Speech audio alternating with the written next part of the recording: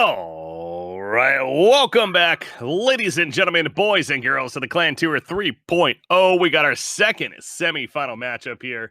Should be another good one, as I'm BreakyCPK, joined by What You Got. So our first series, pretty one-sided, let's be honest. Doghouse looking good going into it, and it continues that trend as they're in the finals now. They face the winner of this series. Who will it be? Well, we're here to find out. I'm joined by What You Got, as I mentioned, though. Welcome back. Hopefully you enjoyed your break, but are we hoping that this one's going to be at least a little closer? Yeah, I think we're gonna see a good series here, Breaky. Again, this one is a best of three. We've got Slavic Angels United on the Legion side. They're taking on White Flag Gamers here on the Hellborn side. I think these are two relatively evenly skilled teams, I want to say. I've gotten a chance to cover lots of their scrims the past 2 weeks. Both teams looking really solid. So I think this one could go the distance. You talked about how Doghouse very dominant in semifinal number one. So regardless of the outcome here, I mean, whoever wins this best of three has a tall order ahead of them. But before we get to the final, we got to go through this one.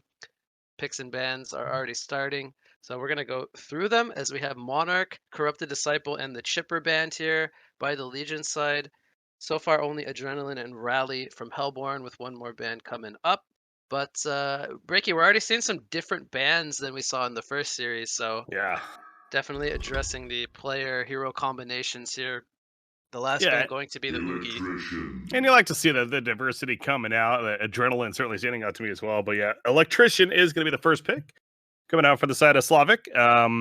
Electrician, we saw it in the previous series, more as a counter pick. And that's what's interesting to me here with the first pick Electrician is that usually this is a hero that's kind of that counter pick option, specifically with the purge that he brings to the table. But they're just confident with the hero in general. They're going to first pick it Adron's blade is right off the bat. And overcompensation. Moira's It needs already a healing. decent answer, right? Burning all that mana can make life pretty difficult for Electrician.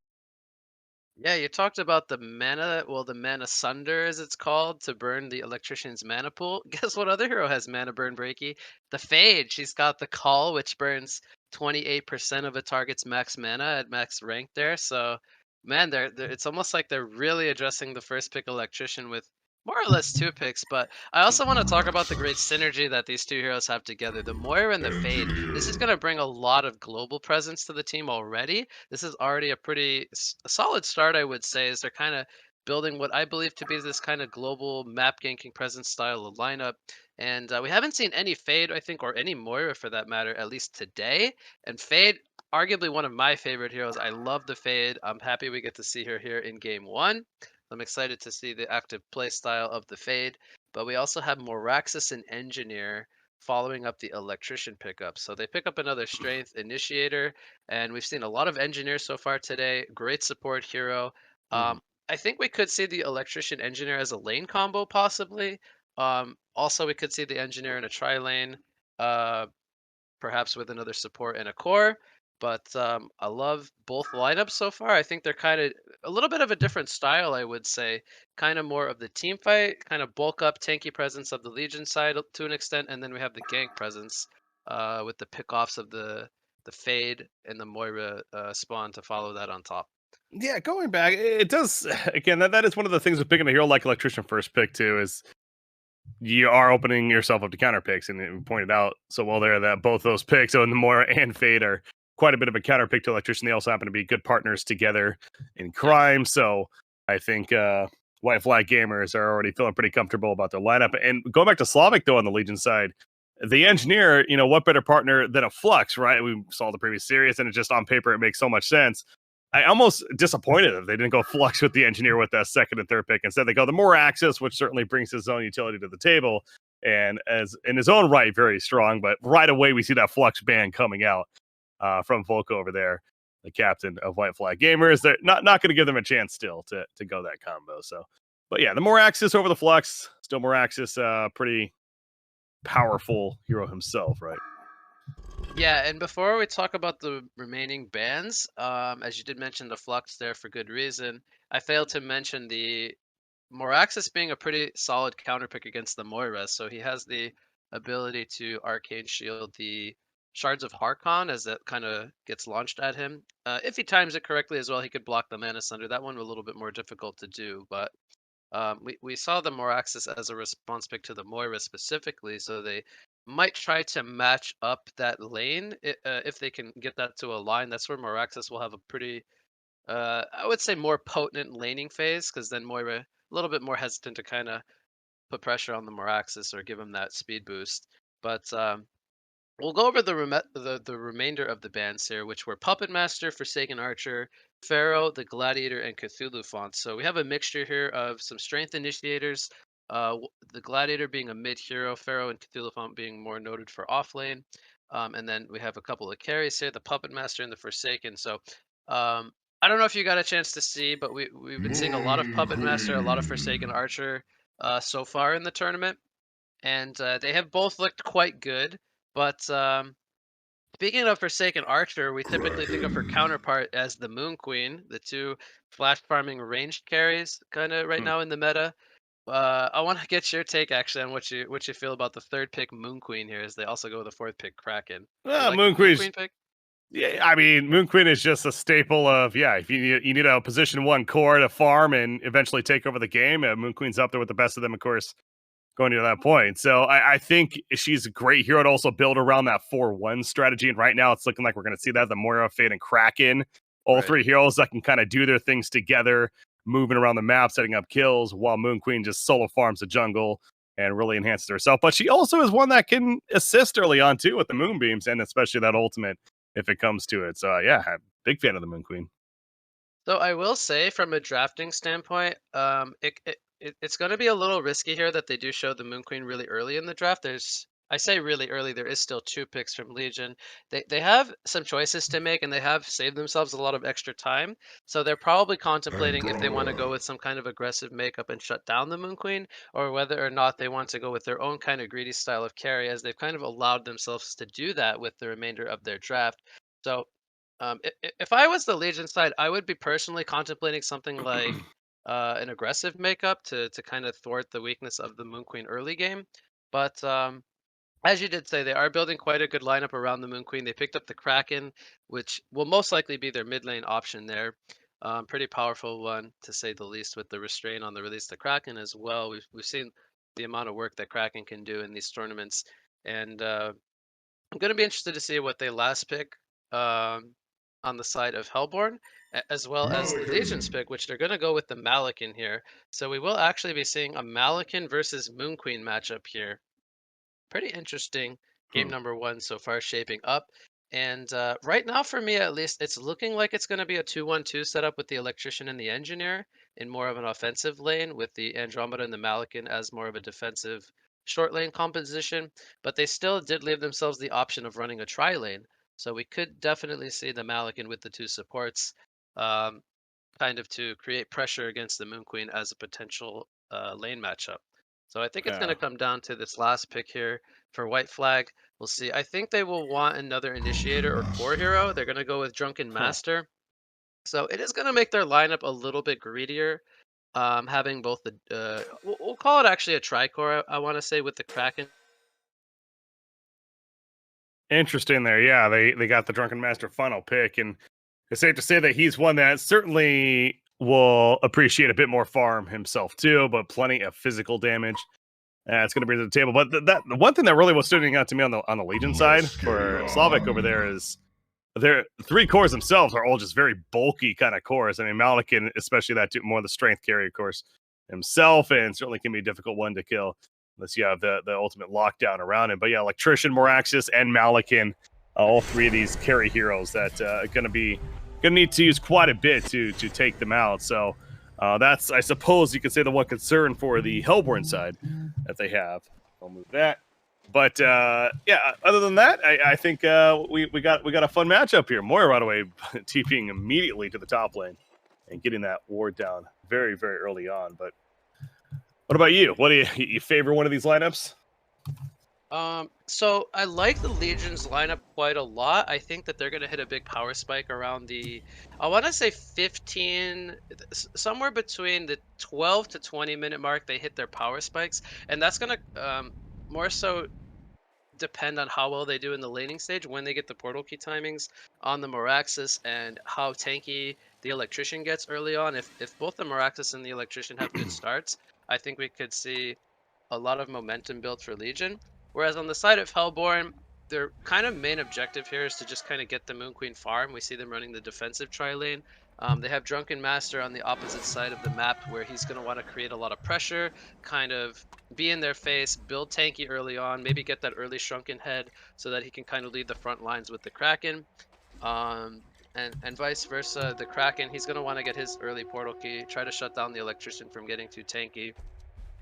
But we do see the offensive tri-lane from Legion, which I feel like they've recognized that they want to win this laning phase, shut down the Moon Queen, and I think this is the right game plan for them here in game 1. Well, interesting here as we're talking about that potential. Fade is heading, but okay, it looks like he's just warding for the middle actually. Puts down the ward in the middle, and now it's coming back to the top lane. So it will be a try versus trial lane when it's all said and done. Coming out here, and of course, Yeah, so you pointed out Moy reporting to the top lane with the lane ward. They're going to get that information that they wanted, which is they are seeing the tri lane. So we'll see if they do want to make any adjustments or if they want to keep the Moon Queen tri lane up here. It will be very important who controls this pull camp off to the side of the lane here, as we already see Engineer going to do a pull here. He's going to go ahead and do the pull, and this is going to allow Legion to get lane control and start to further control the lane here. So once they don't have the safety net of their tower, this is where the Moon Queen starts to become really vulnerable, and we're going to see if Legion can capitalize on them being a little bit stronger, the Legion side being a little bit stronger early on. Oh, they want to contest some of this farm. Yeah, there we go. The Kex done on top of the sword throw. Beautiful initiation with a comment. Initially, Malakin, couple more auto attacks needed. He's not going to get it. So Moon Queen taking plenty of damage. She's out of the fight for now, but not dead. However, Fade, he mentioned, oh, the Keg's going to miss right there. Had another blade coming up, but with the Keg missing, Andromeda's dead instead. There's the sword throw. And the one more auto attack to finish the job. And actually, that was killed by neutrals on the NG initially, so that will be the bloodlust kill for the Legion. What a start for them now all of a sudden. There goes Engineer right there, but now Moira is going to be fine, it looks like, although that sword throw's coming up soon. But yeah, quite the clash there, but managed to get killed by the neutral, allowing the Legion to get the bloodlust kill. That's some big plays. So this was amazing for Legion. Not only did they deny Hellborn the bloodlust kill, which they would have 100% gotten going to the neutral creeps, they keep Malakin alive throughout that whole thing, so he got experience for the kill on the Fade, and they're already off to a good start. Now Moon Queen, she is last hitting very well so far. She's already on 11-4. You compare that to the 4-0 of Malakin. So in that respect, Moon Queen's doing really well up here. But yeah, unfortunately a little bit slower start for them as Legion to get the bloodlust. Yeah, the big thing about that fight too, though, I think, was the fact that they went on Moon Queen first and they didn't kill her, but she basically had to stand really far away for most of that fight because she was obviously vulnerable to getting killed with a couple more hits. So that allowed for the positioning to favor Slavic there on the Legion side, and yeah, again, especially with the nifty neutral creep deny, gets that bloodlust. But yeah, you point out Moon Queen, despite all that, is actually feeling very good when it comes to her farm. 16-5 CS now. Rid of the 6-0 Malakin, and once again with a creep pull, but once again they're here to contest. Not going to give up. Already level 3 on this Moon Queen, and she's got a mana battery now. She still has that golden apple, so she's actually just going to start taking this farm. In the meantime, bottom lane, there's a bit of a clash. Well, actually both lanes ended having some action. We'll go back to the top lane over here. Moon Queen going to take the common stun. Andromeda trapping himself in here. Got to be really careful to squad bomb. Eating some trees, but now they're going to collapse on top, and I think Andromeda, the end is near. And the end is here, so eventually kill happens. Bottom lane, they just exchange some damage, but no kills down there. But it's looking a bit better now for the side of White Flag Gamers. So I don't know if you're aware of this, but not only was he trying to do a juke there in the trees on the Andromeda, he was also actually trying to cliff walk down the ramp, which I don't know how familiar you are with some of these mechanics, but it's something that you can do. It's really difficult to master, but some of these players at the high tier level, as we have an initiation here on the Moon Queen, she's going to get completely caught out as the supports were both missing to kind of support her there. Really good pick off from the Legion side, by the way.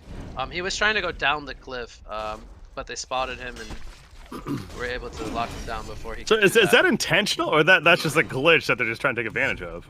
It's like technically a glitch, but it's like part of the game. It's not like bugs or anything. It's just there are certain spots on the map where you can go up and down. Interesting. But a really good kill on the Moon Queen there. They kind of slow her down a little bit. Malakin takes a gold per minute lead over her.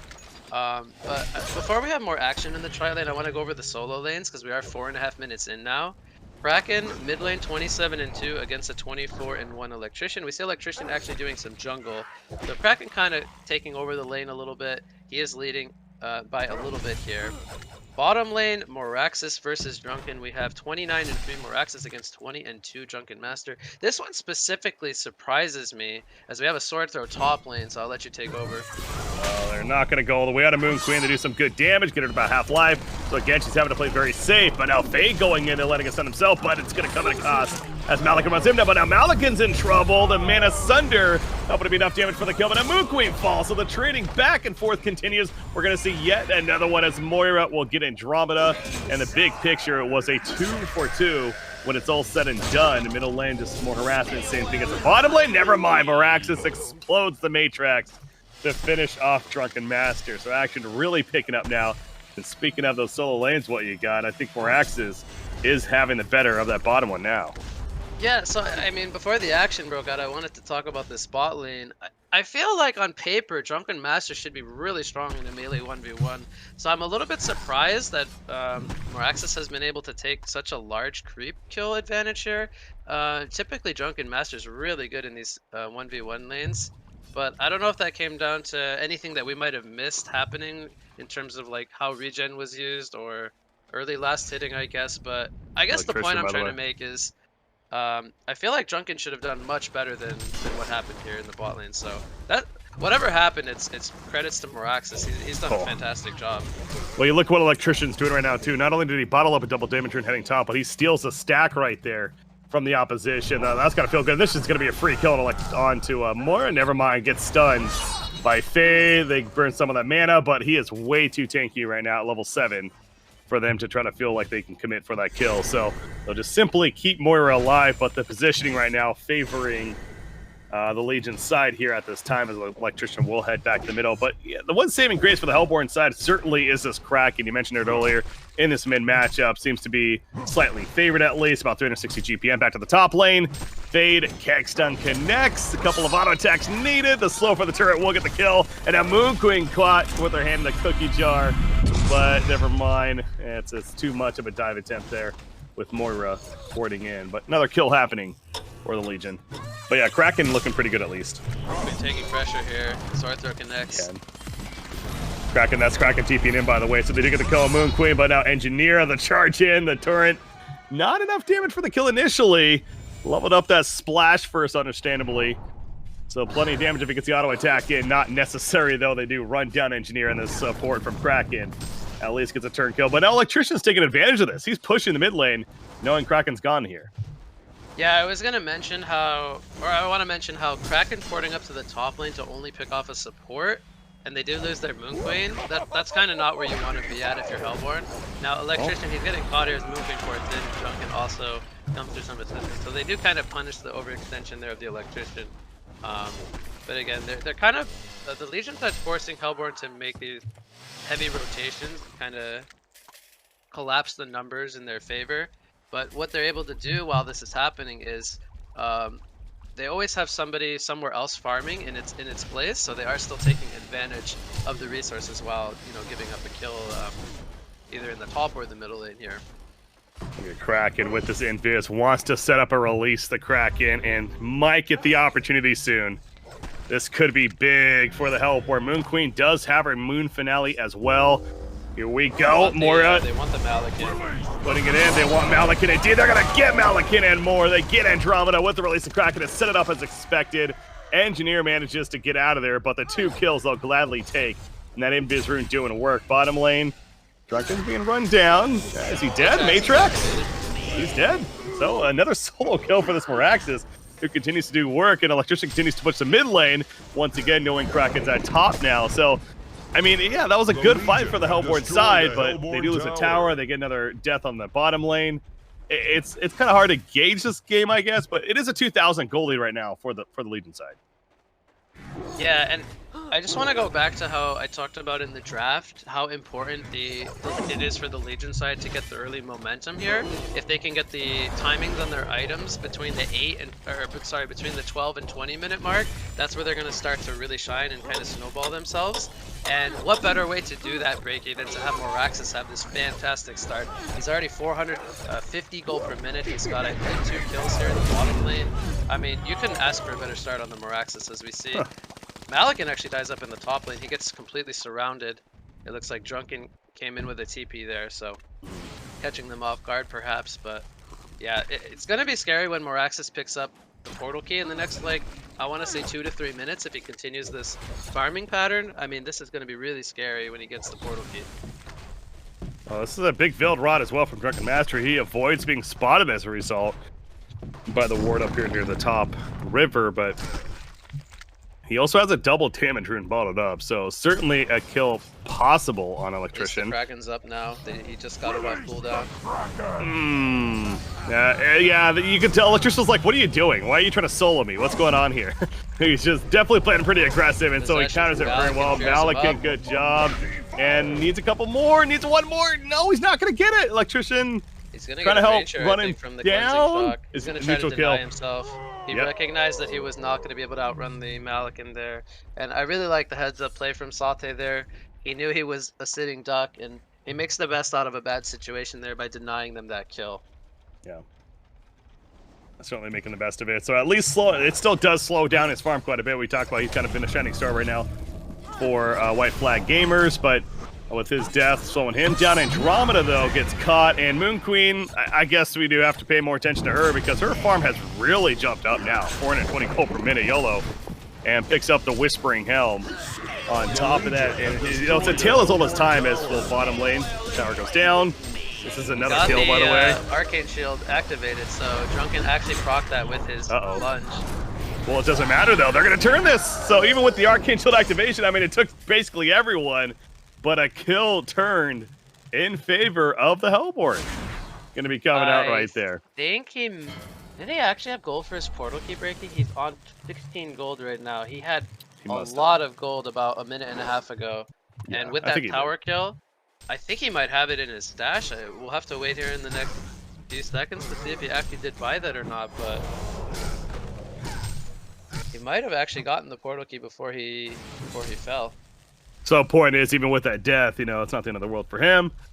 He'll come up and have that PK now to use for initiation. But yeah, talking about the Moon Queen, again, tells all his times, I was going to say. Goes Whispering Helm, something tells we're going to see maybe a Geometer's Bane, and eventually a BKB, of course, very good for her, or Shark Neck, excuse me. So, pretty typical. On Moraxis, so he didn't lose any gold with that death, which is really key because now he can port somewhere and look to set up a kill. Goes right to the top lane. It is Drunken Master. I bet he's wishing it was Moon Queen up here. But they'll take a free kill on Drunken Master still. Even the possession going to be activated as they're going to use that now to push this this top tower. On top of that, Kraken mid lane. Got hit by the Perplex initially. The energy field doing work. Release the Kraken. Misplaced slightly. Not going to keep him alive. Down goes the Kraken. So a couple of kills for the Legion team. But none on the Moon Queen, who continues to do her thing. And this is a hero, as we talked about. I mean, certainly one that can stand on her own and take over a game. Yeah, so Moon Queen, she is one of those carries that, you know, typically you don't want your supporting cast to be kind of falling behind like this. You always want the back line of your team to be doing relatively well in terms of item progression. As we see the Legion, gold per minute across the board. The lowest, only 200, even on the Andromeda. He's fallen 5 times so far this game. He's still on 200 gold per minute, which is still very good. And that's due to them getting a lot of good team fights as well as taking out that first tower up there. But we do see the 3 cores from Legion all above 400 gold per minute, which is very good across the board. So yeah, very top heavy for Hellborn on the Moon Queen. She's gonna have a tall order ahead of herself here moving forward, but she is one of those carries as she's getting initiated here on. Oh, Moon Finale doing work, but it's not enough damage. It looked like for a second there was gonna be a turn there, but it's not, and Fade is trying to now get away after her attempts at saving a teammate. It ain't gonna happen either, and a 2-for-0 big couple of kills for the Legion team. And that all started because Moonqueen got a little greedy here. She went in with her new Whispering Helm to get that Skeleton King in the middle camp. So because of that greed, she ends up getting caught and killed. Definitely not worth it right there. Yeah, so what I would like to see is they stick the Moonqueen in the jungle. She's got the Whispering Helm picked up now. Get some defensive wards up, try to protect her. I think they just picked up the Kraken Portal Key, if I'm not mistaken. So they have some tools to kind of counteract this Moraxis blink. As we see him go in for another initiation here in the jungle. I'll let you take over. Now, Arcane Vortex gonna slow things down, set up for a turn, but with that Arcane Shield, Moraxis, pretty fast. Gonna be pulled back in by Drunken Master, though. You mentioned Kraken still has his release. The Kraken's not even gonna need it. 300 crit coming out as they boom the dynamite on a Moraxis there. Electrician, another takey target, but again, it's not gonna matter. Too much rundown. The chase is good for the Hellborn side, and they get another kill out of it, so... And Moonqueen, again, even with that death she had in the jungle of that greedy play, she is still topping farm in the game right now, especially after that sequence right there. Already has her quick play towards that Firebrand and the eventual Geometer Spin as we talk. Amazing, amazing turn from Hellborn Breaky. I just really want to emphasize how great Moira's positioning was there. She was in the perfect place at the perfect time, ready with the Vortex for that Quake Stun initiation, and they were able to get the team support there in time. The Vortex bought just enough time, and we saw there the Kraken Portal Key. They even got the second kill on the Electrician, so kind of getting a bonus to the Moraxis kill. That's going to give them a lot of space moving forward, as we have Engineer possibly going down here bottom. Energy Field is down, and he might actually get the distance to safety because of that. Well, the props to Engineer. What an amazing keg stun and decision there by Ramensky? We'll go with that. Ramensky. He placed it right as he was gone by the Drunken Master on top of him, and it ended up pushing them both away and preventing just enough damage, as we saw, as allowed him to throw down the energy field and then run away and survive. So yeah, no turn kill, but they'll take the surviving coming out from Engineer. Gnome's Wisdom, by the way, just picked up by Electrician, that is. Obviously, a great item on him. Yeah, makes him very, very tanky with his electric shield. We see this almost always. The sorcery boots into gnomes. It's kind of like Electrician's bread and butter. But typically what he builds into next could be up for debate. We could see stuff like Portal Key. He could look to continue to bulk up his mana pool and armor with something like a Frostfield Plate or even something like a Staff of the Master. Sometimes we see Puzzle Box, which could be a consideration this game, going up against a Fade as well as two Strength heroes that are kind of low mana dependent heroes, the Kraken and the Drunken Master. So I wouldn't be surprised to see more damage enhancement with something like a Puzzle Box, but hard to argue something like a Portal Key wouldn't be out of the question here with already having the Moraxis blink. A very good option as well. So I think he's got his choices here moving forward, what he's going to build into. Malakin picks up the Thunderclaw, by the way, so he's going to go for that as his farming tool. In comparison, the Moonqueen, we know how she functions. She has that built-in multi-strike, so she just needs the attack speed and the Whispering Helm. She has the Firebrand already. You talked about how she will most likely go into Geometer's Main and Drunken. That really hasn't changed since, what, like 2012 or whatnot? It's just Moonqueen. Beginning. Standard Item build. I don't think we'll see him shy away from that in any way here. But I like that Hellborn has kind of closed the gap. I think we saw it was like a 4,000 gold lead at one point. Now it's down to 1,300. And I think when the game is slowing down like this, as we have a grip in the top river, but it looks like nothing will continue there. When the game kind of slows down, I think this is going to favor Hellborn team to some degree, because they are running that multi-core lineup. All right, well, could see Kraken. He's thinking about going for a jump here, but again, it's near a tier 2 tower, so middle tier 1 tower for Legion, also very low. They're going to go ahead and deny that one. Yeah, it's a good job by the Hellborn backing off when they did, too, because getting suspicious, I think that was a case that they weren't really showing on the map. Maybe they saw them rotating over from these deep wards they have, specifically on the left side of the map from White Flag Gamers, so either way, they fall back, and yes, the tower's denied, but no fight breaks out, and certainly to their favor, because again, yeah, that goes back to your point, the more time that we spend here, not a whole lot happening as far as action goes, it does seem like that's going to favor this Hellborn team, specifically because of that Moonqueen. I mean, Malakin certainly getting his own farm in his own right, the Thunderclaw talked about already, and taking out some more stacks right here. So we've entered that phase of the game after some pretty aggressive action early on. of both teams fairly content right now on putting some farm in, but we're probably going to look for, you know, those 1 or 2 items to come out before we look for another fight, right? Geometer's Bane for Moon Queen is just about finished now, so maybe that's going to be the one for the Hellborn. So when I look at key items that could kind of kickstart a fight, I think of Malikan picking up his Shrunken Head. I think that's something he's going to want moving forward. He just got the Whispering Helm, I think, finished. He has 900 gold currently. A good follow-up item to help him sustain in the jungle. I think that Legion could definitely look to force a Kongor here in the next few minutes. I'm not sure if you know how this works, but the longer the game goes, Kongor gets stronger over time. So the longer you wait to do Kongor, it does become more difficult, but at the same time, your team gets stronger as well. So the earlier you can do the Kongor, the more you can take advantage of the buffs as the game progresses. So I would like to see Legion look to do their Kongor. We are at the 20-minute mark. I think as soon as they got the Whispering picked up on Malikan, they could have looked to do it at any time. Just kind of depends on how they want to allocate the resources at the moment, but I think the timing for Legion is going to be that Shrunken Head on Malikan. I think they don't want to wait too long before Moon Queen gets her Shrunken Head, following the Geometer's Bane. If they do take the game too much farther before forcing an engagement, I think it's not going to be to their favor. Yeah, we do. Speaking of Kongor, there's also, of course, those triple stack H's on either side, or at least there was. Moon Queen cleared out her side, and the Geometer's Bane going to be coming out that much quicker now. But Malikan does have his, so that's what I was going to mention. And in fact, we see him in the area, but currently going for Kongor instead. So it's kind of interesting Almost to me that like there's these triple stack ancients. Yeah, it's like, okay, maybe we do want to do Kongor now.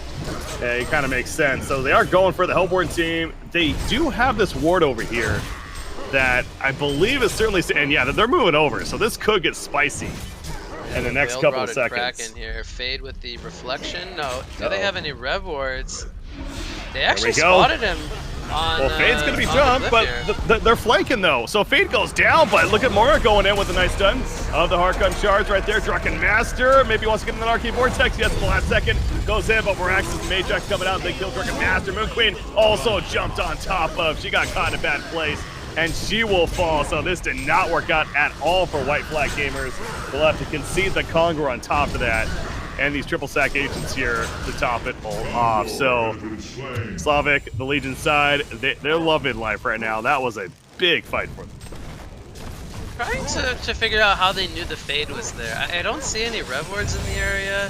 I'm almost like puzzled at how they got that to kind of align so well. But they started that off by picking off the Fade. She didn't get to kind of start it off.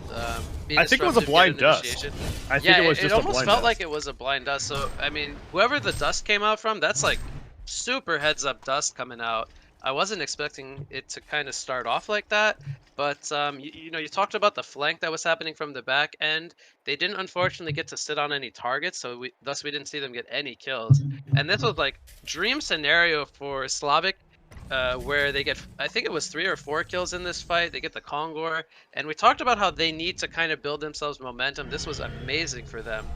Now the fight might take place here with Fade in the river.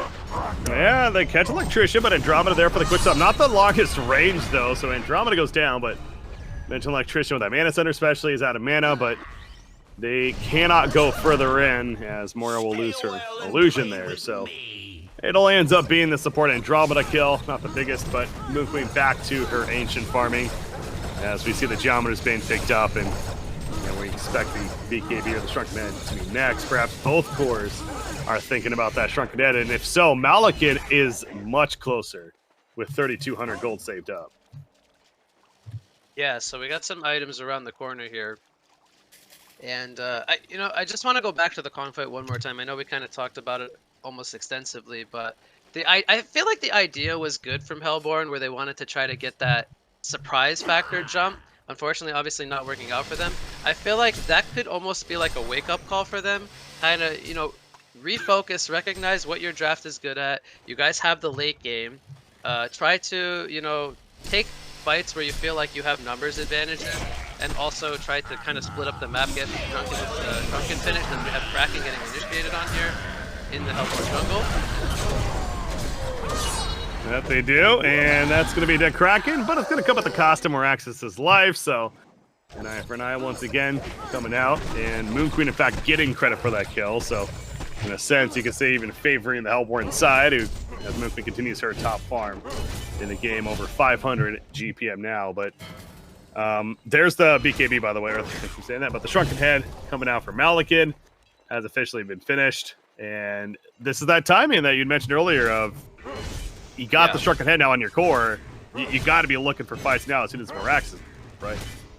Yeah, so I like what they did there. They do trade the 1-for-1, and I feel like if they continue to do that, just take small engagements, don't take 5 versus 5 yet, wait for Shrunken Heads on Drunken and Moon Queen, I think they're going to be looking really good. Just keep going for the small engagements, as we see again here with the Fade. They're going to try to pick off the Andromeda. Just get the 1 kill, reset, be happy with the pick off. Slow down Legion's game plan. Don't let them group up as 5 to kind of utilize the portal keep Meraxis and the Malakin hitting the Shrunken Head timing. Just drag the game out. If they continue to do that and just get themselves toward those items where they want to be, they're going to be looking to be in a much better spot. But right now we see Legion continuing. They have the gold lead and experience lead right now. They have more or less all of their core items, as even Electrician has his Staff of the Master picked up. That's going to make it really scary to deal with Brady. So he gets the LA enemy distance. Yep. We got a big fight going on. Yeah, BKB going to be activated on Malakin on top of this, and that energy field was put down in the backlines. Mora gets caught in the middle of it and can't get out, but Kraken still wants this kill. Malakin still going for it. Moon Queen is not here this whole time, though. They do not have a lot of damage without her. She comes in the last second, but it's just too late. Already a hat trick going to be happening for Engineer of all heroes. And now they're running down the Moon Queen. She'll be fine, but yeah, I mean, that fight, it looked on paper so good potentially for the Hellborn team with that charge on the Malakin, but without the Moon Queen, the damage just wasn't nearly enough at that point, and they might steal the Kongor. And this is going to be absolutely big now for Slavic here on the Legion side, because they get Kongor on top of this. This is going to be their biggest lead by far. Taking a 5 versus fight without Moon Queen having Moon Finale, without her having Shrunken Head, I can't keep stressing it enough, Breaky. They're not recognizing their timing. They're playing into Legion's game plan here. Legion is just they're doing what they need to do. They're executing their lineup more or less better than White Flag Gamers at this point. They've gotten themselves the second Kongor. I think it was too late for a token, if I'm not mistaken. I don't currently see one on the Legion side there. But they're going to be able to have that second Kong buff now. So they're going to slowly start to bulk themselves up in terms of Kong buffs. That's never something to forget about, as we have Fade scouting the way here. She's in the trees with the reflection, giving them the information. I like what they're doing here with the Fade ultimate. Try to dodge, try to get the information of where they're going. Split up on the map. As we see Moon Queen, she could potentially get caught here. Engineer gonna run into him with the Keg Stun, and this will most likely be a dead Moon Queen. Yeah, the whole team's running over as well for the Legion side. They know how important this kill is, and you know, she actually just bought her BKB. So she gets the Shrunken Head right before she dies right there. So in a sense, she didn't necessarily lose gold, but that's nearly a minute that she's gonna be dead for now. That the Legion side just has to make up more action for, and they're going to get this top tier 2 tower as a result of it. So, still a pretty big kill. Yeah, so what I want to see Hellborn do here is I want to see them split up on both the mid and the bottom lane. They're going to have to give up this top tier 2 tower. Moon Queen's going to be dead for too long, as she's still currently respawning for 30 seconds. Try to put some pressure on these 2 tier 2 towers, but currently they have nobody split pushing the mid lane, which I feel like is a mistake. They should have either Kraken or Fade trying to just push in the creep wave. And it's almost like they're playing a little bit too scared here. I feel like perhaps they don't know the positioning of Legion, but we see Fade currently giving them the information of the remaining supporting cast here in the jungle. So they're not going to get really too much in exchange, as they do have to give up their tier 2 tower. We see the lead growing as the dust comes out on the Fade. They might be able to catch her here. They're trying to get in range for swap, but Moira maybe going to deter that with an Ephemeral Gorge spawn. So they do not get the pick off there that they were looking for. Yeah, my point was they were not able to kind of counter pressure anywhere else on the map while giving up their tier 2 tower up in the top lane. Well, so yeah, tier 2 tower is good, but that chasing of Fade it definitely plays to the favor of a White Flag Gamers to an extent. She ran past a couple of sentries, so that's what caught them to to chase initially, and the dust coming out as you saw, but in the end, staying alive and prevents any more from happening from the Legion side. But we go back to the Shrunken Head was picked up by Moon Queen as on that last death. So we haven't seen a fight yet with that activated. That continues to be the key now for this the Hellborn team. Getting caught up here.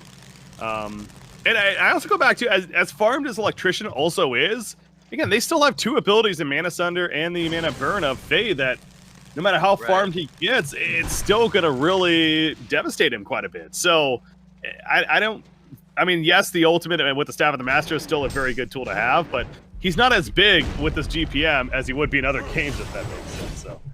Yeah, so he gets the ally and enemy instance of Cleansing Shock. He also gets the toggle effect of the Electric Shield. So basically, he always has Electric Shield on. We see Andromeda getting picked off there by the Fade and the Moira, it looks like. Yeah. So good pick off from Hellborn there.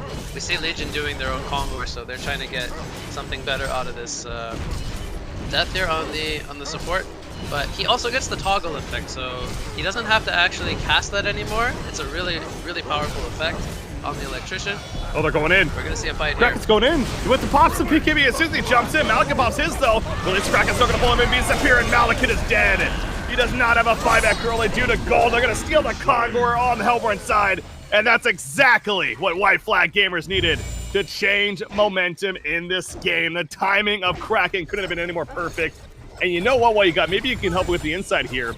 But we saw something giving vision of that area. I think it was a neutral creep, right? There's a neutral creep that you can use to actually scan an area. Right. So you see, and I'm pretty sure that came out. Moon Queen has the Werebeast Enchanter. Yeah, actually, that one. I'm really glad you pointed that out because I missed that completely.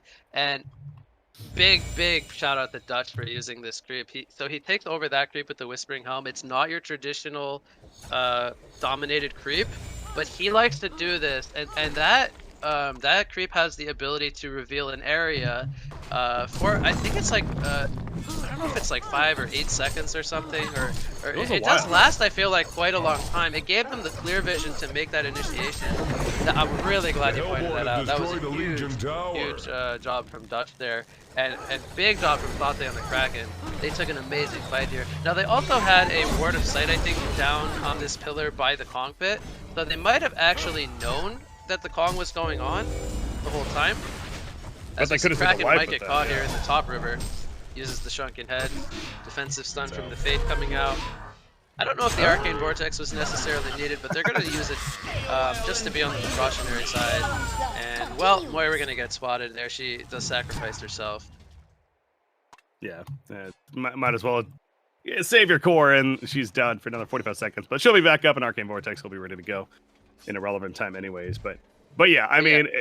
However it happened, I mean, obviously it goes back to, well, what a turn. What is this, by the way? Moon Queen's just standing here. She was microwaving her creep, and all of a sudden, Electrician's going to jump on top of Moon Queen. Here comes release the Kraken. No, but it's not going to be in time.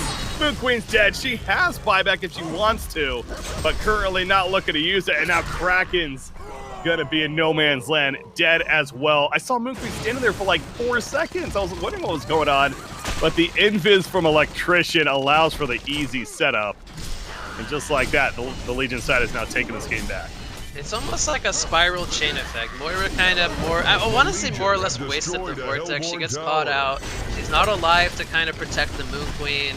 Moon Queen then, in fact, kind of a little bit too overzealous in this jungle, feeling confident he's fine, gets caught. It's just kind of one by one kind of downfall. We did see the buyback here from the Moon Queen. She picks up a Snake Bracelet. Shrunken Head from Drunken was activated. They're going to hold the tower for now, but Kraken is still dead for 20 seconds. Won't have released the Kraken when he respawns initially, but we'll see if they can buy the time for the Kraken with the ultimate timing window there. Yeah, they need 30 more seconds. That is quite a lot of time, especially when you see what's happening here. They catch Dutch Otis. Beautiful combo. The Yules on top of the keg stun, pushing into the energy field. The Arcane Vortex coming out, but it doesn't matter. She just explodes into thin air.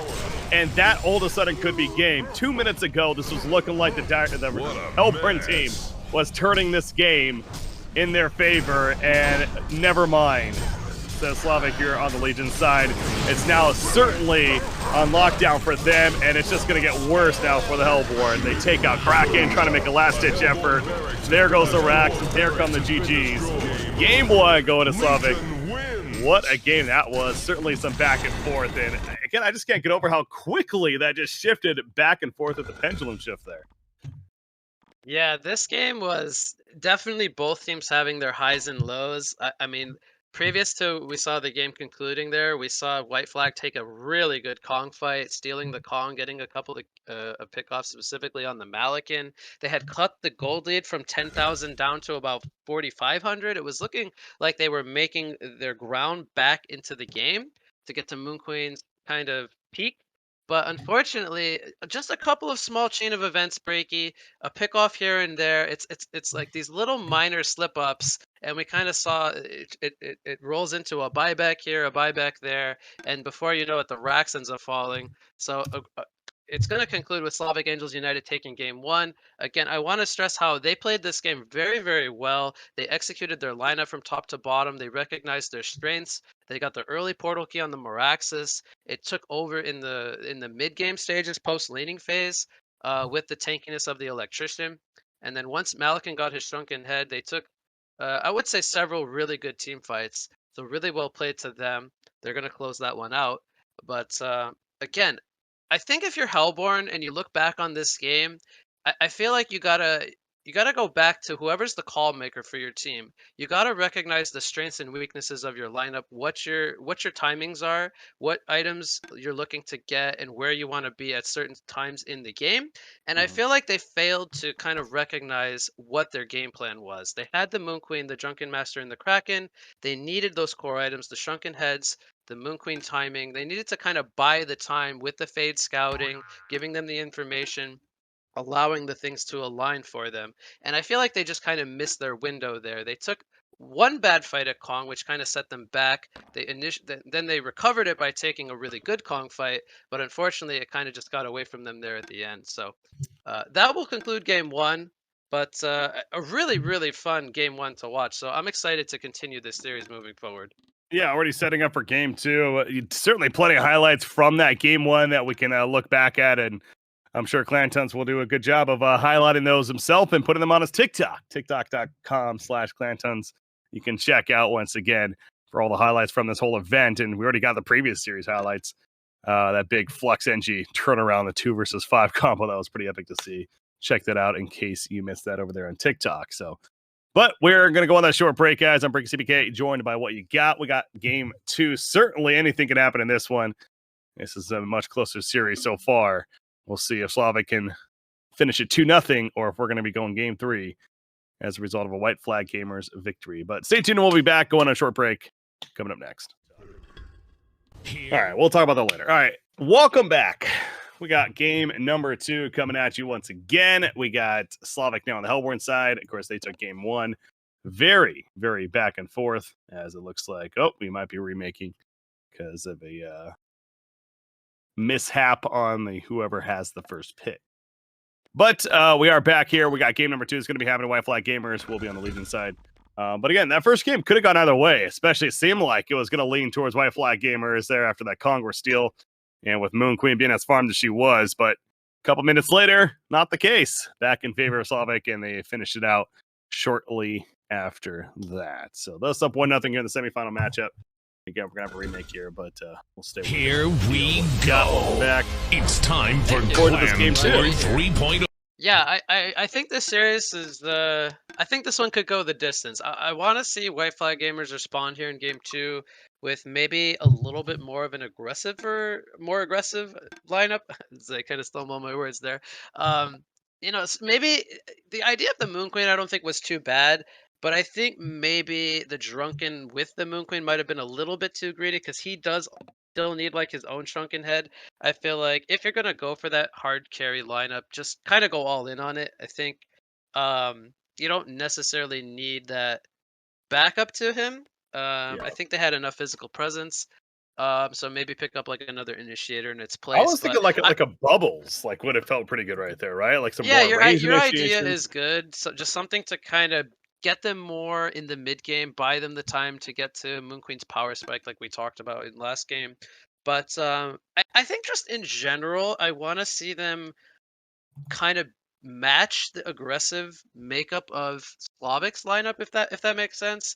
I think they kind of, with that third pick, Moon Queen, I talked about how it's, Moon Queen's one of those heroes where if you want to run her, I think you want to save her for like that very last pick, or like that surprise that we're gonna run this hard carry, come at us and shut her down. If you don't, we're going to take you in the late game kind of deal, So by showing that card kind of early, I feel like they kind of just they gave Slavic the chance to react. They picked up the Malakin, and they just executed that lineup flawlessly. You got to give them a lot of credit. But I want to see the lineups a little bit more, I don't want to say even, but like don't kind of shy away from each other's game plans. Just kind of go maybe cutthroat, and I want to see this like really action packed. Uh, we have I don't know. It just the pick screens kind of messes up sometimes. I don't know exactly I'll what's have to going on. remake We'll have to again. remake Okay. one more time, but we'll get it right eventually. I'm sure we'll get it right at some point. See in our face. On Yeah. itself. So again, I don't want to kind of beat a dead horse here, Breaky, but I want to see them kind of match the aggressive makeup that kind of Slavic came at us with in game one. So I think these players are relatively evenly matched. That's why I think this series could go the distance. I think we have two really good teams here, and I want to see the lineups kind of reflect that. I'm not gonna lie, I've been playing a little bit of Plinko in the meantime. I don't know if they upped the odds or something, but You want anything good? well, I've gotten 3 gold chests in like 5 Oh my rolls. god, you're killing it. Yeah, Are you sure you're not playing Blacksmith? I mean, I should be apparently. Some nice rolls. By the way, there. speaking of Blacksmith, have you ever seen Snooki play Blacksmith? The guy is a multicast machine. Yeah, Just that's throwing that out there, by the way. the best players. They know how to get those multicasts off. It's all skill right there. Nothing Luck more. is a skill. I mean, let me tell you. I mean, if you got good luck, play Blacksmith. That hero's fun. All right, third time's a charm. See if we can get this working here. Again, the intention is we need the first pick to be on the Legion side or White Flag Gamer. So silly game causing some issues, but So while we have some downtime here, I heard you mentioning Chi in the break. Gonna do some like selfless advertising here, or shameless advertising here. I actually have been working on a Chi jungle educational. I'm actually really excited to kind of announce this to everyone. So that's actually going to be coming out early this week. So I am going to be posting a Chi jungle educational. I hope everyone enjoys that, and that'll be on my YouTube channel. So be sure to check that out later this week, coming out. So Jungle Chi, super fun. Hope everyone likes it. Apparently, we have somebody sitting that's not supposed to be. There we go. And I am also Kakaroto. not sitting, so gotta make sure I sit. Don't want to get kicked. Force another remake. Dragon Ball Z fan right there. He doesn't belong. All right, 50-50. Here we go. It's the third time a charm. Third time. I was just gonna. You took the words right out of my mouth. I was gonna say third time's a charm. I hope we don't have another remake, but we'll see. Hey! There we go. Looks like Legion has first pick this time. So we are underway with game 2 now here in the second semifinal of ClanTour 3.0. White Flag Gamers versus Slavic Angels United. We're going to see here if White Flag can force game 3, keep the series alive, or if Slavic will take it 2-0. So pretty excited here for game 2. Yeah, no matter what happens here, of course, Doghouse awaiting in the finals. That'll be played tomorrow, if I'm not mistaken. And Doghouse looked really good in their previous series there. So it's going to be a tough challenge, but you got to get through this, of course, to make it to that point. The bans, what do we got here? We had the Electrician first ban, so respecting that Electrician this time around. Even with a couple of counters that they did against it last game, they still just do not want to give it another shot here. So they take that out. That's the only reaction, I believe, though, from the first game there.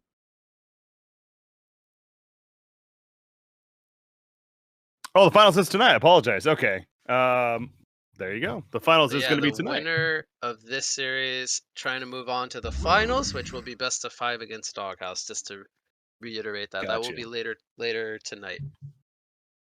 Worth So yeah, we pointing had out. the Electrician ban you talked about. The remaining 2 bans from Legion were Adrenaline and the Gladiator. So they specifically address the mid heroes from Slavic. So I think those are kind of targeting the mid player to an extent of the Hellborn side. Then we have Monarch, Chipper, and Corrupted Disciple going to be banned from Hellborn. So we've seen a lot of Monarch bans and picks this tournament. That does not surprise me. The Chipper, he's a very powerful support option as well. Lots of potential to be ran in either the position 4 or 5 with the ability to stack the jungle really efficiently, but also be really aggressive on like a man-up dual lane or as a tri-lane support. So I see the reasoning there for the Chipper ban. The Corrupted, I think, is a little surprising, but not really too much because the Corrupted is a really powerful tri-lane option right now. Really, really powerful carry with the Dawnbringer and whatnot. So they decided to just get rid of it. Um, but we have a first pick Pharaoh here from Legion, so they do kind of pick up a more aggressive offlaner. It's already kind of what I like to see, though. They're switching things up from game 1. They're going for already a more aggressive makeup with the offlane pick, and then we have the response picks of Rally and Andromeda. That's all we're going to see from Hellborn for now, with the Rally potentially being either ran as a second support, more of like an offensive defensive tri-lane option, or potentially a position 3 where he could look to take a core role this game. We'll have to wait and see. But Breaky, you get to talk about the next 2 picks because I know you like them. Well, Engineer Flux Wombo combo. Here we go. You know, I mentioned the last game. I was a little disappointed we had the Meraxis paired with the Engineer. Obviously, it still worked out beautifully for them, for Slavic that is, and they came out victorious. But this time we have White Flag Gamers going the good old school, trusted and true Engineer Flux. Of course, the Wombo combo there. Pharaoh's also not bad to assist with all of that as well. So you're having to go up against that combination now if you're the Hellborn side. So I guess you really have to talk about what do you do knowing that you're going up against this combo now. You still have 3 picks to go, even some bans to follow. Is there an idea in mind that comes to mind? I mean, they already have. I guess Rowley's kind of already good because he does compel people away and get it if they get caught in it initially, but maybe just more tanky style heroes. What comes to mind? So when I think of NG Flux in terms of like counterplay, I think of we need shrunken heads. We need to be able to counteract the engineer pull or the pull into energy field rather, where we can't get perplexed. So that's where the combo kind of thrives. So we need to pick up cores that get shrunken heads. Uh, Alternatively, we could pick up cores that have Shrunken Head built in. Heroes like the Swiftblade and the Predator are quite good options this game. They have chosen to not go ahead and ban any of those, at least just yet. So I would potentially, I do think we could potentially see a Swiftblade or a Predator pick this game.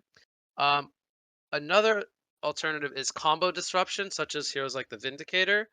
Yeah. As well as defensive supports, which they already have the Andromeda picked up.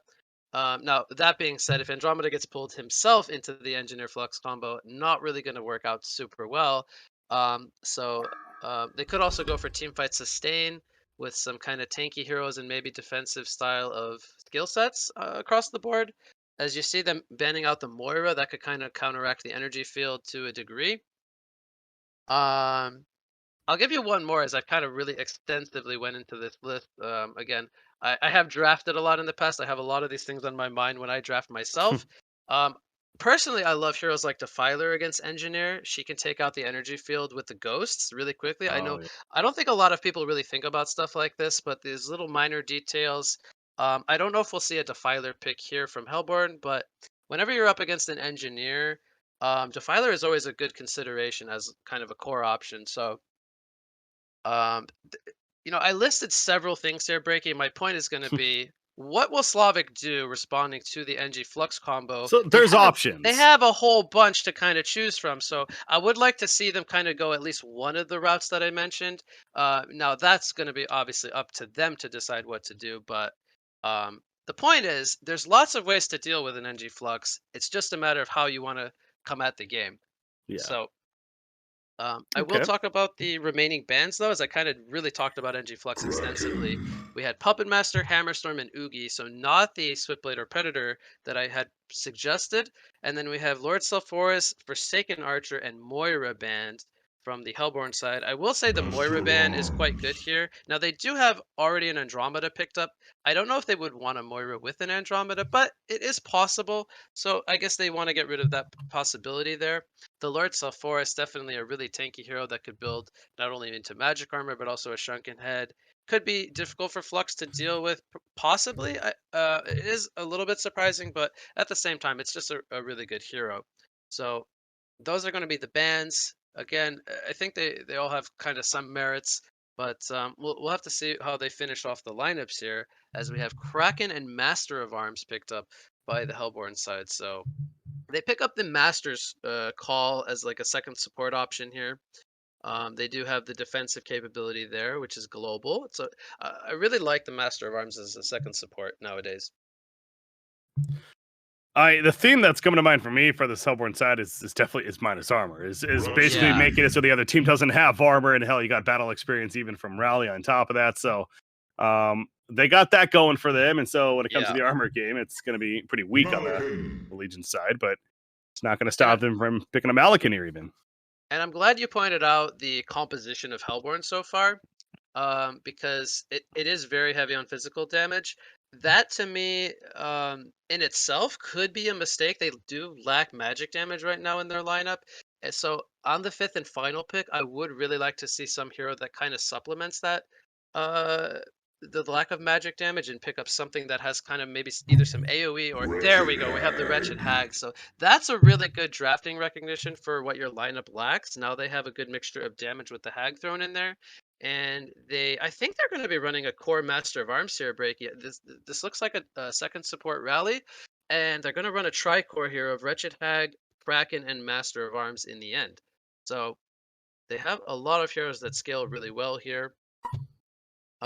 Again, typically we see Master of Arms in more of a support role, but he does have that flexibility to be ran as a core. It looks like he will be the position 1 here for his team, so they're going to be looking to get him a good start. Now, the Legion side, you did mention it, they pick up a Malakin on top of the Rhapsody, so they're going to go ahead and go with the support Rhapsody and a carry Malakin. We saw in game 1, the Malakin single core or dual core with the Electrician, however you want to call it, they actually prevailed over the tri-core. It's almost like the sides kind of swapped strategies. Rhapsody's dead. All right. Triple TP into single TP. So both sides doing TPs here. And well, when you do commit a lot of TPs to a level 1 engagement, the idea there is to find a kill, and they do a good job of actually running into the Rhapsody there and getting a Bloodlust. So that's gonna more or less kind of counteract the gold that they spent with the 3 TP scrolls down in the bot lane in comparison to the 1 from Rhapsody. So that's already a pretty good start, I would say, for Hellborn, getting the Bloodlust before the creep spawn. And it was on the Master of Arms, by the way, who is the position 1, so even better. Very good news. Yeah, so we are seeing, again, the makeup here as far as who's playing what. It's going to be Rally as a support option, and, of course, assisting, and they go right there. I had to do a double take, too. And as always with Han, some of these cosmetics, I'm sitting here like, who the hell is this hero? But then going looking up the nameplate, and it's like, oh, I guess that is Rally, so makes sense there. But yeah, big start. It is going to be a try versus try lane, though, is what it's shaping up to have, and just like last game, it's Slavic is going aggressive with their trial in. Of course, it worked out for them in the long run. I will say, again, you think of last game, Moon Queen still got her decent farm. So if you're White Flag Gamers here, it's the idea that Malakin will still get his competent farm for him. Has a Rhapsody support. You're also mentioning, I know Rhapsody has gone through a little bit of changes herself and how that Disco Inferno works. Are you aware that she can move with the dance floor now? That was changed, I think, a while ago. I have played her a couple times, yeah. Pretty nice addition to her kit, and not only that she can move with it. She could still choose to place it in an area if she wants to, but the more you move, the more you heal. So if you're on the team with Rhapsody you want to be ideally moving. Kind of fits the theme of the dance mechanic or idea, which I really like that kind of got changed. It makes a lot of sense to kind of work like that. And if you stand still, obviously you won't kind of get as much benefits from it.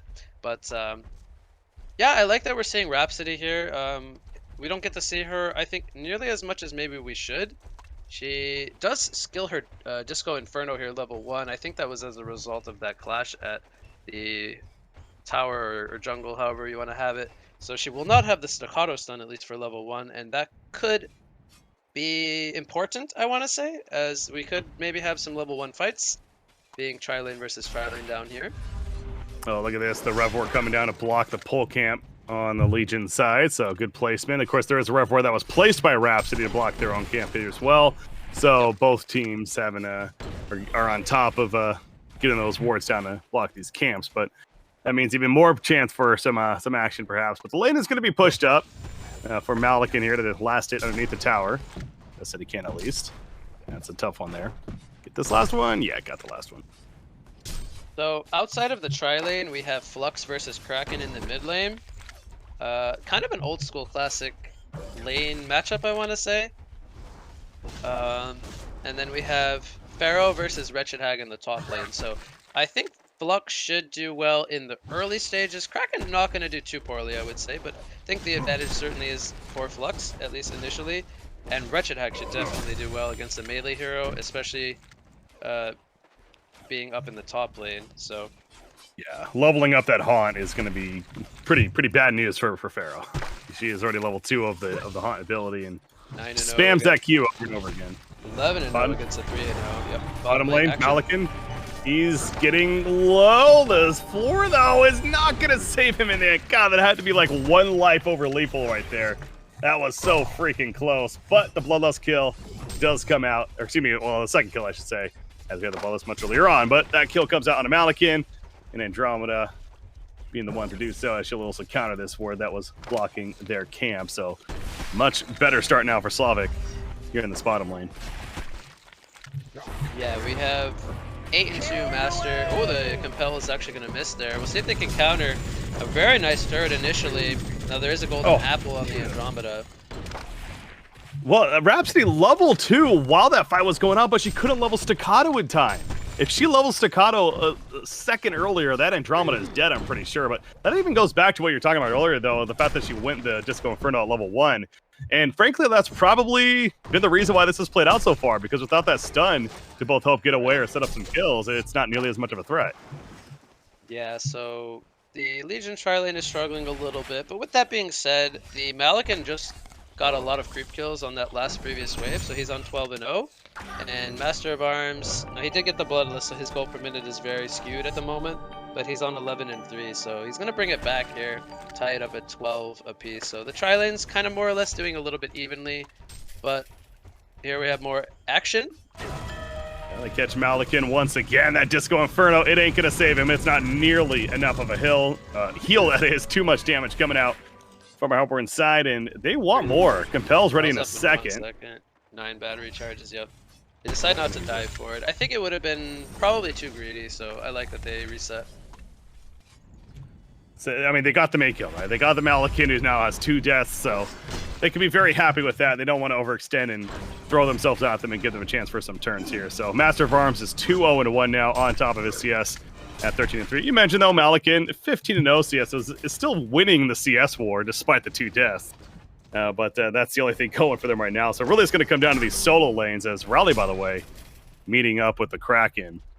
And going to head back towards the bottom lane now. But Both runes camped by Hellborn, which is going to deny Flux the bottle refill. But he's currently not doing too bad. He's got 2 charges, almost full life. Mid lane actually another kill bottom lane on the Engineer this time. The tri-lane continues to struggle for Legion, but serial killer streak on Master, that's a really good start for Hellborn.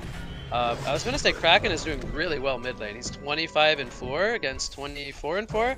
More or less even, but I feel like it should be a little bit more in favor of Flux, so to the credit of Kraken for doing so well early on. yeah, that was back to that bottom lane. I mean, that was the Legion team was the one that initiated right there with Rally missing at least earlier on in it. thinking that they had a chance, but obviously it backfired as Rally came in, and then the turn from the Hellborn side. So the 4-0 start. You mentioned Kraken feeling pretty good in the mid lane matchup against Flux, right now tight in GPM, and then the top lane, yeah, to no one's surprise, Wretched Hack having a very good time up here. She is level 6, no Bat Blast yet, is currently sitting on that point. We'll see if it comes into play or not, but also just going to be fine continuing that comfortable farm. And she has at the top lane, back to the bottom lane. Bell connects on Engineer. He kek stuns away, though, so good timing there from Hansi Pro, but he's still in some trouble. Is going to be fine in the end. A little bit of heal coming out. They protect him, but yeah, Master of Arms just focused back on the farming, though. Yeah, so we see Hellborn already pulling out to a 2,200 gold lead. That's quite a large lead, I would say, at 5 minutes to have already over 2,000. The experience as well, 1,200. So we're going to see the level 6s on 3 players here. Level 7 even on Wretched Hag now. It's these 2 levels above the Pharaoh here in top lane. And that's without any kills happening, so it just goes to show you the dominance of Wretched Hag up in the top lane. That's a matchup he really is favored in, going up against a kind of weaker melee hero like Pharaoh. We have some kind of poking back and forth in the bot lane. I don't know if it's going to pursue. Looks like it will, actually. They will. Compel connects, but it might come at a cost, though. TP in from Pharaoh. The Pharaoh connects easily, and Rally goes down for that, so it's just the 1 kill on a support, but at least Pharaoh is able to make something happen, because at the top lane, obviously, it continues to be a struggle for him, so recover a little bit. But Wretched Hag's like, well, thank you very much. I'll just take even more free farm, and she has now even taken over as top GPN in the game up there with the Master of Arms. So it's one of those, like, it makes sense what Pharaoh did, but this Wretched Hag is going to quickly get out of control. I really like how you're making the point that even though he sets up a kill with his team, it's not the Master of Arms that they're killing. They're killing the Rally, the guy who has 100 gold per minute, Breaky. I mean, typically what you want to do is you want to kill the guy who's higher GPM, because that's what's going to spread or swing the gold back in your favor. And not only that, stop him from farming, of course, but they're killing the guy who has already, you know, nothing really of value to him. Rally's going to be completely fine with taking the Pharaoh ultimate there, and as you said, Wretched Hag continues to do what she's been doing already, which is control the top lane. You see right here, they're still in this pole camp here at the bottom side is the Hellborn team. In the middle lane, by the way, released the Kraken going out to kill the Flux. Wretched Hag assisting, no Bat Blast even needed, just simply the haunt and bottom lane engineering as well. Ball here as well. 6-1 hero kill lead for Slavic. They continue to show their dominance here early on in game 2. The Tricore not going to be kind of thwarted back by the single core Malikan, at least so far. Almost all 3 of them are up at 400 gold per minute here as we approach 8 minutes. And well, it's not looking too good, at least early on here. And I think it's safe to say we're going to have to see something switch up here for Legion if they're going to kind of regain any kind of momentum, because they're already falling behind by 3,000 golds across the board. It's not really looking too good for them, as they're only on kind of marchers and whatnot, kind of pickups. Yeah, to me, it's like, well, what can you do, right? You're down 3,300 net worth overall so far, and it is starting to slip away a little bit, but it's just use the abilities that you have, I feel. And that kind of goes back to the Pharaoh, like maybe assisting in another kill somewhere, whether it's the mid or the bottom lane. Using that Wrath of the Pharaoh, perhaps popping that discharge soon. Speaking of him, he's going to run into Kraken here. Yeah, but is this really going to result in much? He's by himself. Flux is coming over, and Kraken realizes that, yeah, I'm going to get my backup as well. Pops a health potion, and so not much going to come of that in the end for Pharaoh, who is going to actually TP bottom lane, though. So here we go. This is what we're just talking about. You use that Wrath of the Pharaoh, get a kill. Specifically, Master of Arms would be nice, but they may get all 3 at this rate. Malikan, he gets caught on first, but that was certainly a bait play. The sword throw gonna somewhat whiff right there. Oh, I think he Wrath of the Pharaoh into the catapult there. It was just about to die. Oh, no. That's why we don't see the catch happening, Breaky. That's going to be so unfortunate, as they got the compel out before trying to catch with the Wrath of the Pharaoh, which was really key, as we see a two-man keg stun landing there, but I don't see any follow-up happening to this. They needed that compel to come out first before Pharaoh goes in, because he could just compel the target out. But here comes Flux with a nice pull. We'll see if they can get any kills here. There you go. I mean, so hey, maybe an embarrassing moment, but still make some plays. That's exactly what they need to do. Discharge used, they get the kill of the core, they're going to get Andromeda.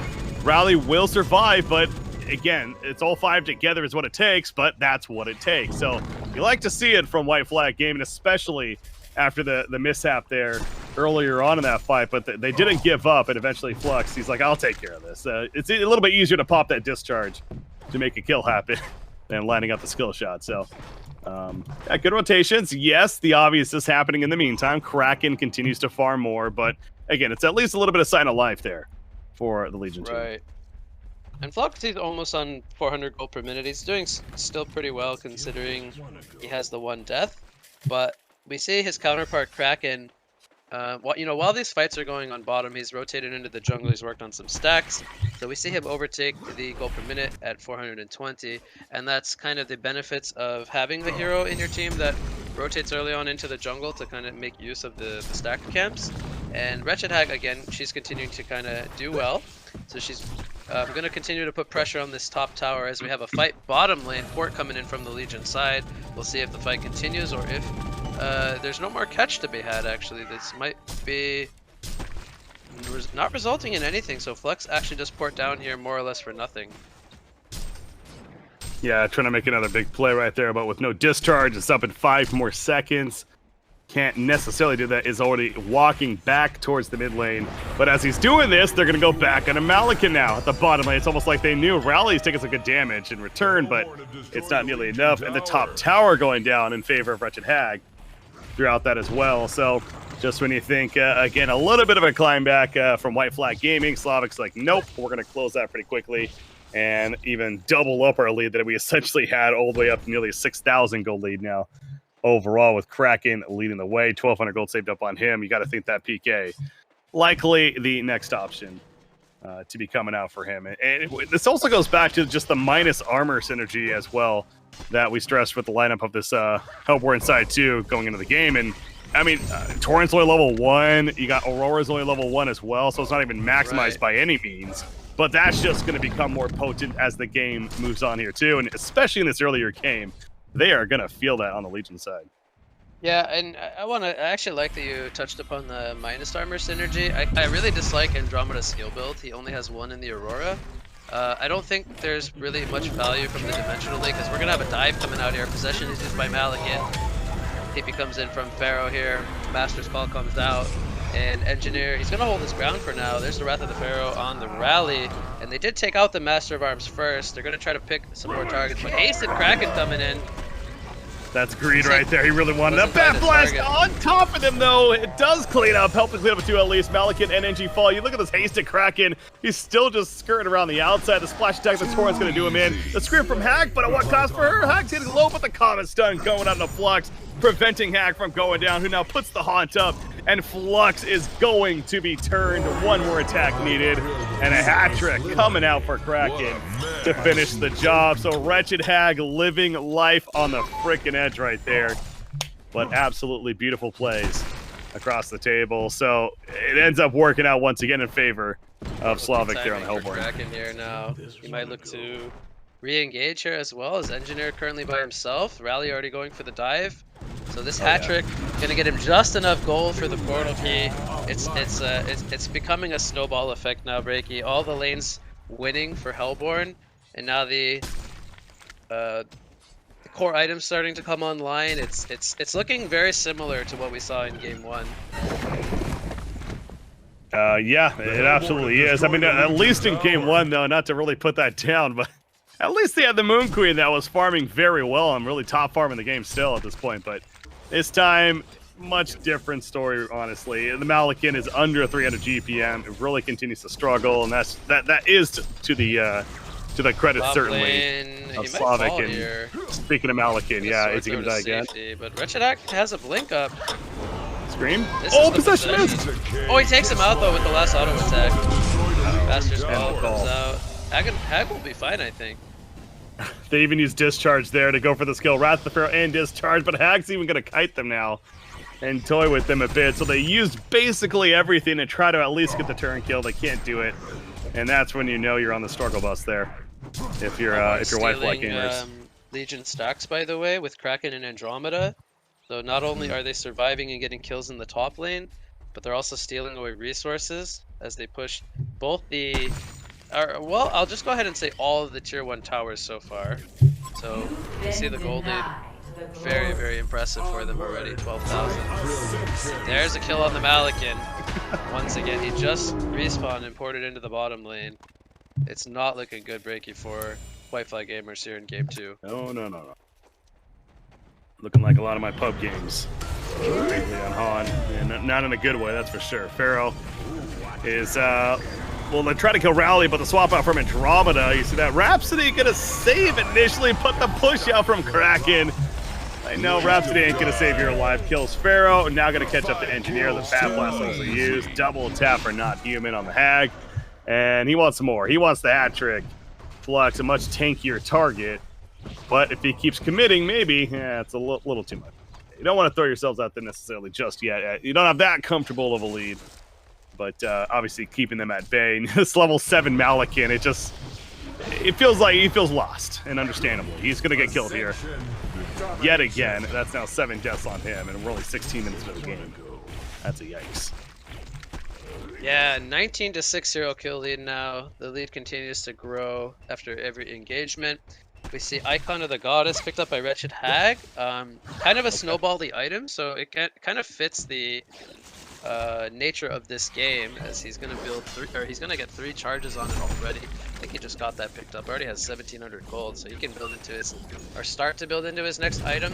And then we have the Thunderclaw picked up on Master of Arms, so he has a way to kind of continue farming, and doesn't have really much pressure against him right now.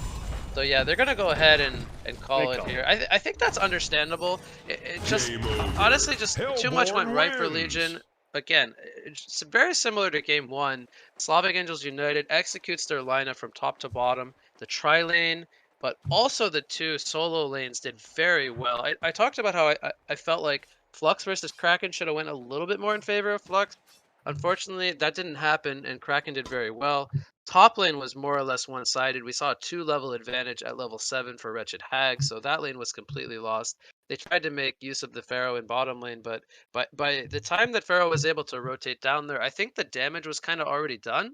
The Master of Arms tri-lane just went very, very well. They netted, I forget exactly how many kills, but I want to say like around 5 or so. So there was just too much farm across the supports and on the Master as well, and just really well transitioned from laning stage to all the way up until the inevitable CC vote from White Flag there. Really well played game 2. I'm looking forward to seeing them move on. I want to see what they can do with their dominating fashion here of semi-final 2, going up against defending champions Doghouse now in a best of 5. Yeah, that should certainly be a good one. As pointed out earlier, that'll be in just a little bit now, if I'm not mistaken. A little bit later on today. I think we're scheduled for 30 minutes from now to start, so not really too long of a break. So we're going to be back with some more action pretty soon. Good. Yeah, that's good. You know what? I'm going to go ahead and say this. If you'll have me, I wasn't planning on catching the grand finals, but I'll at least stick around for game 1 if you want, and can join it. I don't want to disrupt things. I don't know what's going on, so we'll see. We'll see what's going on. But originally wasn't planning it, but because again this was really quick 2 series here, I wouldn't mind hanging out at least for the first. I would personally love to have you, Breaky. I'm sure the viewers would love to have you. Again, that's entirely up to Clantons. He's our attorney organizer, but if you do end up rejoining us for at least a game, that would be great.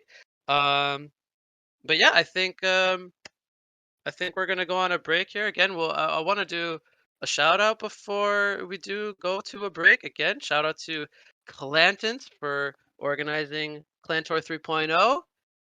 Thanks to Frostburn as well, and anyone else who has pitched in and donated to the prize pool. You guys are awesome. And of course, highlights of the tournament will be posted on tiktok.com/Clantons, which you heard Breaky say earlier as well. So make sure to follow the TikTok guys. And finals, best of 5, going to be coming up in about 30 minutes.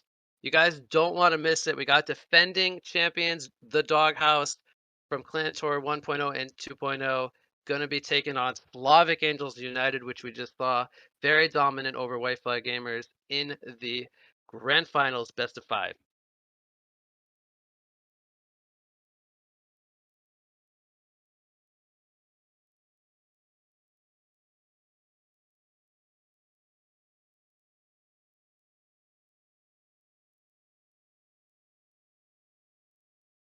Here we go. It's time for ClanTour 3.0.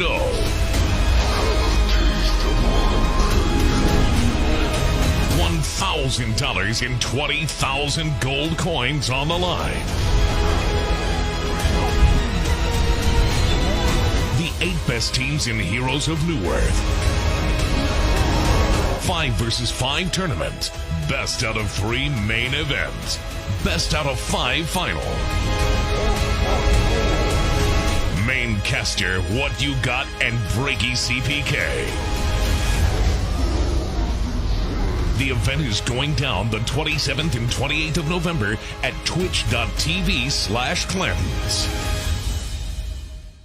This could be a good start to ClanTour 3.0. We're going to have Wretched Hag running into the lodestone. She actually avoids the rocket drill stun with the blink. Here comes Electrician. He's going to get the grip canceled immediately. 3-man joust coming in from the Bensington, and Monarch is going to fall. Electrician taking some heavy pressure in response. Will they get the Electrician down? He will go down. It is a 1-for-1. Bloodlust going to the Hellborn team as Chipper gets frozen by the Glaciers, and Chipper will fall. So far, a 2-for-1, and it is not done just yet. A joust comes in onto the Defiler. Glacius taking pressure in response. Defiler going to use the Golden Apple, but she will fall, and it will be a 3-for-1 level 1 clash, dude. We are not going to be held short here on the action. Already starting off strong here before the creep spawn. There's definitely going to be some kind of clash coming out. Master leading the train of pain that's going to come on top of Dr. Repulsor. Lowstone throws the stun in, but it's not going to be nearly enough to save him. However, the clash continues. Master, one more auto attack will finish up. Gets denied, actually, by the Dark Lady, but another falls on the Legion's side. Draconis trying to flap his wings and fly away. He does a little bit more damage, but he finally goes down. And now Chipper standing toe-to-toe against these, still battling it out. He'll fall. Rhapsody falls as well, though. King Clout wants to get the final hit on Torch. Maybe gonna get a range here, throws the Goblet, needs one more, not gonna be enough as Aluna's left behind, and Dutch Ownage, I think you're the one that's gonna get owned here in the end. Okay, well, so this is just, you know, gonna be avoided by everyone. The ports are coming in, Gladiator gonna fall. He gets the call to arms up, but the energy field also missing. There's a keg stun as the Compel will get him to safety for now. Dragon is here now with the Volcano. He hits a multi-hero breath. Gonna get gripped up here by the Electrician. Doesn't have the Energizer up, and Electrician, he's trying to get the kill here on the Draconis, but there's a breath coming in, John, and it's going to be a hat-trick for the Draconis. Will the Electrician at the 16-minute mark? Here's the Solstice Ultimate being channeled. It's going to hit on several heroes. They're going to get the stun initiation as well. Here's the Protected Melody as Kraken gets lifted up. The Melody's going to be a full duration. It's going to keep them alive for now. Cthulhu is he going to go down in the backline as they did also lose the Rhapsody, and it's going to be disaster for the Hellborn side as they do lose the Defiler as well as the Calamity, and they only get the Kraken kill there as well as the Grip comes out on the Kong. Look at how low they are. Oh my Kraken God, and Electrician. Behemoth wants to go in. He It's could get a gonna be 3-man huge. shockwave here. There's the 3-man shockwave coming in with the 2-man rather than Pharaoh, and it's a double tap coming in for Behemoth. Revenant is now on the run as they stole the Kongor there with that Behemoth shockwave, and huge plays coming in from the side of Fife. Will they get this Revenant kill? It doesn't look like it, but meanwhile, off in the jungle, Gemini gets a kill here on the Deadwood, and look at